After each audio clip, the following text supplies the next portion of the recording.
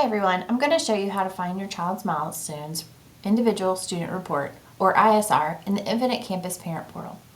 This report provides detailed information about your child's performance on the milestones assessment. First, let's log into the Parent Portal through our school system website, or you can download the app on your phone, Campus Parent. Once you're logged in,